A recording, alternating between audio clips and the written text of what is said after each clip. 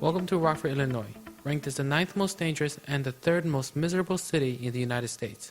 But today, I wanted to tell a story about the institution of public education. The organization, Rockford Public Schools, and their mission, to deliver a world-class education and to make Rockford schools the schools of first choice for families. They've got a good slogan for sure. Let's see if it worked. Last year, only 39% of students met the minimum standards set forth by the state of Illinois, placing the school district in the bottom 10% of the state. Even at Harvard, that can't be more than a B. Our freshman class started out with over 750 students, but our graduating class would only have about 250 left. To put this into context, on average, the person sitting to your left and to your right won't be graduating with you. In other words, if by world-class education we mean third world-class education, then we're doing just fine. The problem isn't really even money. If we compare RPS 205 with more successful school districts in Illinois, such as Naperville, we see very little difference in instructional budget per student.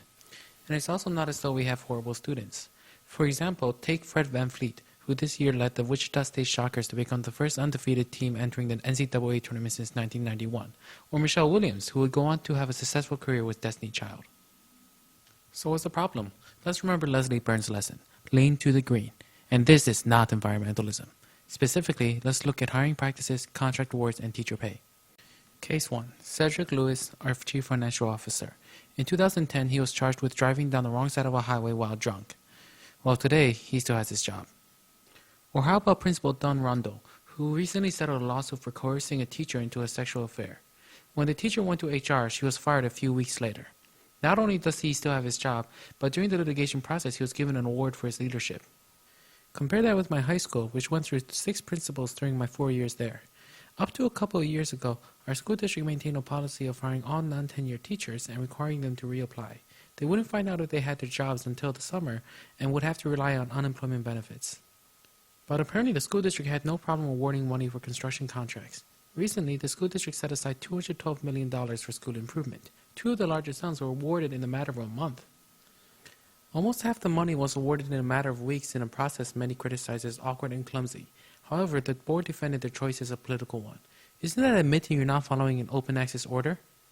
Even more shockingly, $13 million is going to a company that was founded by the family of the superintendent's wife.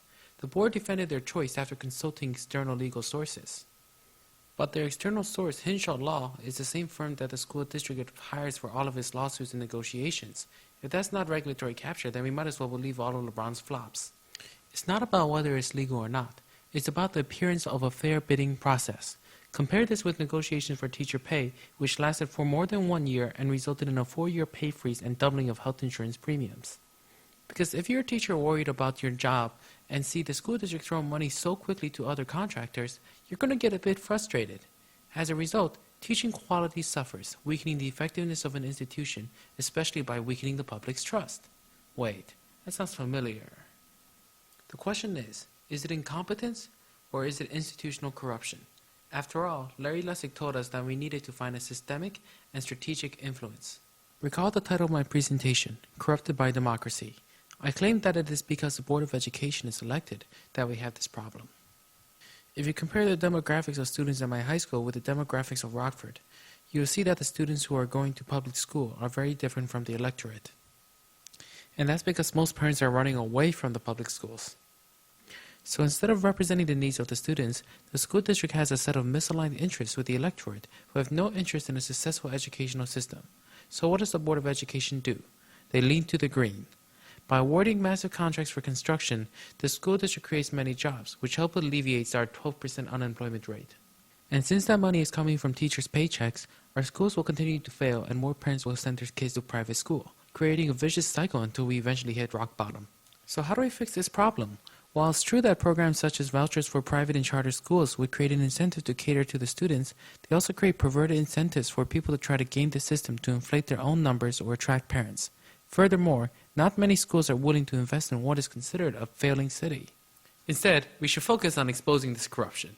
There are many Americans who don't want to see their federal and state tax money support this corrupt behavior, and it's amazing what a dose of national embarrassment can do.